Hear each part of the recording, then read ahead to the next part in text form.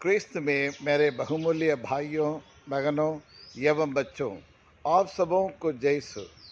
हमारे प्रभु यीशु क्रिस्त की कृपा और आशीष अनुग्रह और एवं उनके अनेक वरदान आपके एवं आपके परिवार के साथ रहे। प्रिय विश्वासियों, आज हम और सामान्य काल का दूसरा रविवार में प्रवेश कर रहे हैं। क्रिसमस का सीजन अब समाप्त होते हुए माता कलीसिया अब हमें असामान्य काल में लेके जाती है। जी क्रिस्त में प्यारे भाइयों और बहनों, आज सारी दुनिया में फैली हुई माता कलीसिया आज सामान्य काल का आज दूसरा इतवार मना रही है। और आज के तीनों पाठों का जो मूल सारांश है, जो मूल निचोड़ है, और हमें और अपने ईश्वर यानी प्रभु यीशु का अनुभव करना है और अनुभव करने के बाद उसे दूसरों से और परिचित कराना होगा, और यह उद्देश्य है।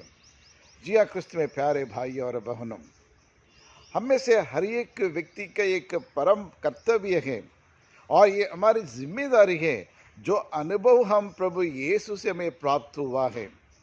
हमने क्रिसमस मनाए, प्रभु हमारे बीच में आए, हमारे बीच में रहने के लिए, हमारे संग में रहते हुए किन किन वरदान हमें प्रदान किया है, हमें किस प्रकार के अनुभव मिला है, और उस अनुभव को और दूसरों से साझा करना है, दूसरों से बांटना है।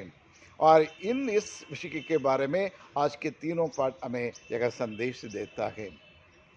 यानी बपतिस्मा, प्रत्येक व्यक्ति जो बपतिस्मा ग्रहण कर चुके हैं, उनका एक पहला एक प्राथमिकता है कि और वही प्रभु को जो ज्योति को हमने ग्रहण किया है, जो इस अनुभव हमें प्राप्त हुआ है, उस अनुभव को और उस परमेश्वर को और उस प्रभु यीशु का दूसरे लोगों के साथ परिचित परिचित कराना है और उनको ये बांटना है, मेरा अनुभव क्या है, मेरे लिए प्रभु कौन है, मेरे लिए प्रभु यीशु क्रिस्त कौन है, किस प्रकार का व्यक्ति है और उनका महत्व क्या है। इन तमाम चीज़ों के बारे में हम आस पड़ोस में जहाँ हम कार्यरत हैं और उन सबों से हमें बांटने का और ये हमारा परम कर्तव्य है। जी हाँ क्रिस्त में प्यारे भाई और बहनों, और कुछ साल पहले जब मेरा अपॉइंटमेंट एक गांव में हुआ था, हंडिया नामक एक गांव में था, लेकिन वहाँ एक भी क्रिस्तीय परिवार नहीं था। मैं अकेला एक और कैथोलिक था उधर। लेकिन शुरुआत में मैंने सोचा कि मैं अकेले यहाँ कोई ईसाई नहीं है, इधर के क्या काम कर सकते हैं, किस किस प्रकार के मिशन कार्य करना है करके थोड़ा सोचने समझने लगा। लेकिन कुछ समय के बाद मैं अपनी सोचने लगा, मैं अपनी उपस्थिति के माध्यम से प्रभु यीशु का और परिचित करा सकता हूँ करके मेरे मन में विश्वास आया। और मैं ये सोचने लगा, मेरी उपस्थिति ही एक बहुत बड़ा मिशन है। माई presence, through my presence that I could introduce who Jesus is. And I also realized that by being or living like a Christ and this unknown people, that I could and bring and give the experience of Jesus to them. यानी और जहाँ ये लोग जो ये गैर गैर गैर क्रिस्तीय लोग के बीच में और एक मेरी एक उपस्थिति, प्रभु के गुणों को अपनाना और गुण प्रभु के बारे में और दूसरों को बताना, यही मैंने समझा कि यह मेरा मिशन है। प्रिय विश्वासियों, एक साल तक लोग चारों तरफ से देख रहे थे, ये क्या करने वाला है, क्या कर रही है, अकेला है, और एक क्या करने वाले, धर्मांतरण करने वाला है, यानी कई प्रकार की शंकाएं उनके मन में उत्पन्न हुई थी। लेकिन जब मेरे प्रार्थना को देखते हुए और प्रार्थना देखते हुए और जो भी व्यक्ति लोग आते हैं उसके लिए मैं प्रार्थना करता था, फिर लोग पूछने लगे, आप क्यों आए, किधर के लिए, किस काम के लिए यहाँ आए करके सब पूछे। तब मैंने आप लोगों के साथ रहने के लिए मैं आया हूँ। हमारे प्रभु और हमारा ईश्वर ने एक मिशन दिया है और सभी से और उनके मैं अब सुबह और नमस्ते करने लगा। कोई सामने वाला बोले या ना बोले, मैं तुरंत जिसको भी मैं देखता था सबको मैं और हाथ जोड़ कर नमस्ते करके मैंने शुरुआत किया है। लेकिन लोग बहुत ताजुब हुए थे। हाँ, उनके कहने लगे, अननोन, एक अजनबी व्यक्ति और हमें देखकर अतने प्यार से नमस्ते करता है करके लोगों के ऊपर एक अलग प्रकार के एक प्रभाव पड़ने लगे। फिर धीरे धीरे एक दुका करके लोग मेरे पास आने लगे और मैं प्रार्थना करते हुए उन्हें देखा। दिन में 3-4 बार आप प्रार्थना करते हो और इसलिए हमारे लिए भी प्रार्थना करो करके वो लोग धीरे धीरे आने लगे। एक परिवार, 2 परिवार, 3 परिवार इस प्रकार के आने लगे। फिर ईश्वर को समझाने लगे। क्रिसमस के समय और गौशाला बनाते समय मैं और एक माली हम दोनों बना रहे थे, कोई नहीं था।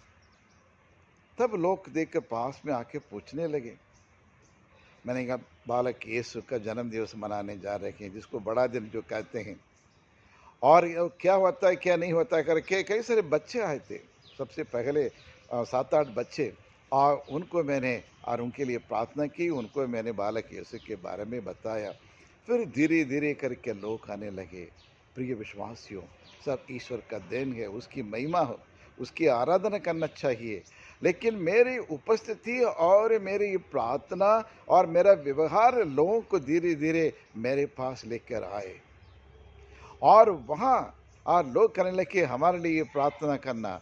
प्रिय विश्वासियों, 5 साल के अंदर लगभग 20 लोग, 20-25 परिवार में ईश्वर ने चंगाई उन्हें प्रदान किया है। Praise the Lord, all glory to Jesus. और इसके अलावा वहाँ के लोग क्रिसमस के समय 50-60 लोग आते थे और गौशाला में आकर प्रार्थना करने के लिए आप उनसे निवेदन करते थे। प्रिय विश्वासियों, देखिए, सिर्फ मेरी एक उपस्थिति था, लेकिन यही है, यानी अपने जीवन शैली द्वारा, हमारे आदतों के द्वारा, हमारे व्यवहार को द्वारा, हमारे बोलचाल रहन सहन के द्वारा ही हम ईश्वर का परिचय करा सकते हैं। और लोग हमें ईश्वर को देखेंगे, प्रभु को देखेंगे, वो आकर्षित हो जाएंगे। इस प्रकार और उस गांव में कई लोग और प्रभु यीशु के बारे में जानने लगे। हर इतवार की मिसा बलि में कम से कम 10 लोग बराबर और पूजा पाठ में मिसा बलिदान में भाग लेते थे। 4 साल तक वो लोग उसमें भाग लेते थे।